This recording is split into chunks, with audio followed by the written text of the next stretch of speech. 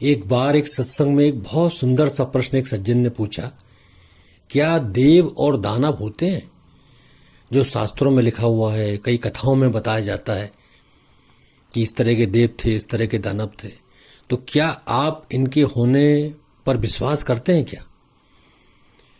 मेरा उत्तर था, इन पे विश्वास करने और अविश्वास करने का तो कोई कारण ही नहीं है, क्योंकि ये तो सदा से रहे हैं, सृष्टि के आरंभ से रहे हैं और सृष्टि के अंत तक रहेंगे। कण कण में देव है, कण कण में दानव है। हर ऊर्जा का जो स्वरूप होता है वो एक ही होता है, ना वो देव होती है ना वो दानव होती है। बस उसकी दिशा को देखना होता है, किस दिशा में बह रही है। हमारे अंदर हर प्राणी में एक ऊर्जा है, उस ऊर्जा को जिस ओर आप ले जाना चाहेंगे वो उस ओर चली जाएगी। अगर आप परमार्थ की ओर जाते हैं तो आप देव बन जाएंगे, अगर आप विनाश की ओर जाते हैं तो दानव बन जाएंगे। सृष्टि के हर कण कण में ये मौजूद है, इसको भेद नहीं किया जा सकता। ईश्वर ने कोई भेद नहीं किया। ईश्वर ने ना दानव बनाए हैं ना देव बनाए। उन्होंने तो आपको एक ऊर्जा दी है और आपके ऊपर निर्भर करता है कि आप उसे किस ओर ले जाएं। आप मनुष्यों की छोड़ें, जीवों की छोड़ें, प्रकृति के अन्य तत्वों के बारे में देखें। अग्नि है, अग्नि को अगर आप सदुपयोग करते हैं भोजन बनाने में तो वो जीवन चलाने में, आपके उदर पोषण में काम करती है।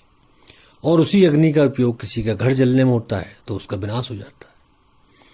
जल को देखें, जल से जीवन प्राप्त होता है और वही जल हमारी फसलों को, हमारे घरों को जब बाढ़ आती है तब नष्ट कर देता है।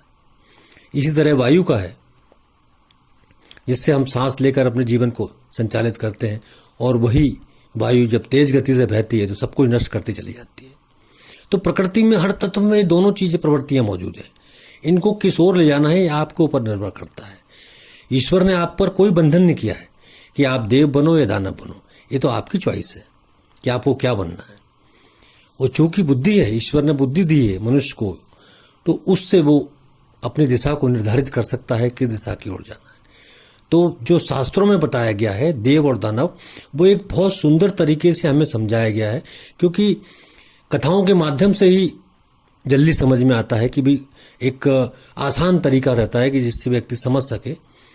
वास्तव में ये हमारे ही अंदर की जो प्रवृत्तियां, उनका चित्रण किया गया है। वो कोई अलग अलग प्रजातियां नहीं रही हैं कभी कि देव अलग रहे हो दानव अलग रहे, बल्कि हमारा ही चरित्र